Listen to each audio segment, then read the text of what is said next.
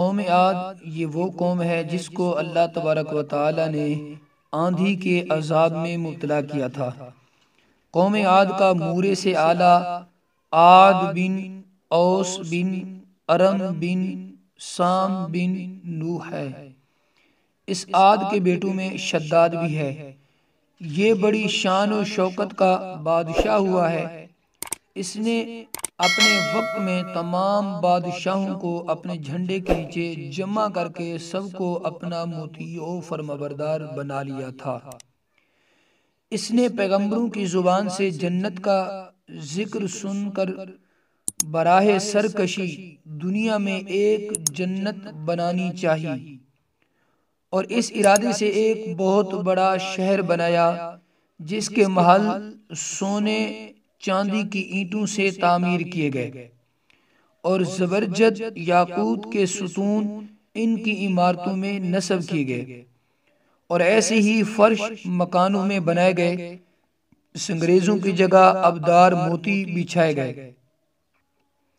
ہر محل کے ارد گرد جواہرات سے نہریں جاری کی گئی۔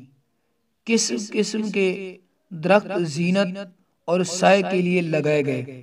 الغرض اس سرکش نے اپنے خیال سے جنت کی تمام چیزیں اور ہر قسم کی عیش و عشرت کے سامان اس شہر میں جمع کر دیے۔ جب یہ شہر مکمل ہوا تو شداد بادشاہ اپنے اعیان سلطنت کے ساتھ اس کی طرف روانہ ہوا۔ جب ایک منزل کا فاصلہ باقی رہ گیا تو آسمان سے ایک ہولناک آواز آئی جس سے اللہ تعالی نے شداد اور اس کے تمام ساتھیوں کو ہلاک کر دیا۔ وہ بنوائی ہوئی جنت کو بھی نہ دیکھ سکا۔ حضرت امیر معاویہ رضی اللہ تعالی عنہ کے دور حکومت میں حضرت عبداللہ بن قلابہ اپنے گم شدہ اونٹ کو تلاش کرتے ہوئے صحرائے عدن سے گزر کر اس شہر میں پہنچے اور اس کی تمام زینتوں اور آرائشوں کو دیکھا، مگر وہاں کوئی رہنے اور بسنے والا انسان نہیں ملا۔ یہ تھوڑے سے جواہرات وہاں سے لے کر چلے آئے۔ جب یہ خبر حضرت امیر معاویہ رضی اللہ تعالی عنہ کو معلوم ہوئی تو انہوں نے عبداللہ بن قلابہ کو بلایا اور بلا کر پورا حال دریافت کیا۔ انہوں نے جو کچھ دیکھا تھا سب کچھ بیان کر دیا۔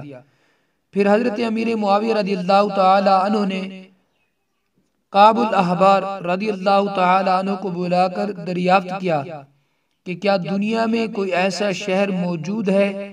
تو انہوں نے فرمایا کہ ہاں، جس کا ذکر قرآن مجید میں بھی آیا ہے۔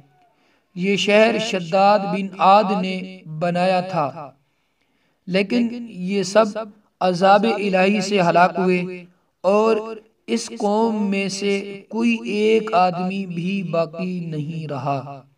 اور آپ کے زمانے میں ایک مسلمان جس کی آنکھیں نیلی، قد چھوٹا اور اس کے ابرو پر ایک تل ہوگا، اپنے اونٹ کو تلاش کرتے ہوئے اس ویران شہر میں داخل ہوگا۔ اتنے میں عبداللہ بن قلابہ آ گئے تو کعب احبار نے ان کو دیکھ کر فرمایا، باخدا وہ شخص جو شداد کی بنائی ہوئی جنت کو دیکھے گا وہ یہی شخص ہے۔ دوستو، اس بات سے، اس حکایت سے اللہ تعالیٰ کے بندوں کو سرکشی اور تکبر و غرور اور اس طرح نہیں کرنا چاہیے۔ اللہ تعالیٰ کو ناپسند ہے سرکشی، تکبر و غرور۔ اس لیے خداوند قدوس کا دستور ہے کہ ہر سرکش اور متکبر قوم کو جس نے زمین میں اپنی سرکشی اور ظلم و عدوان سے فساد پھیلایا، اس قوم کو قہر الہی نے کسی نہ کسی عذاب کی صورت میں ہلاک کر دیا، صفحہ ہستی سے ختم کر دیا۔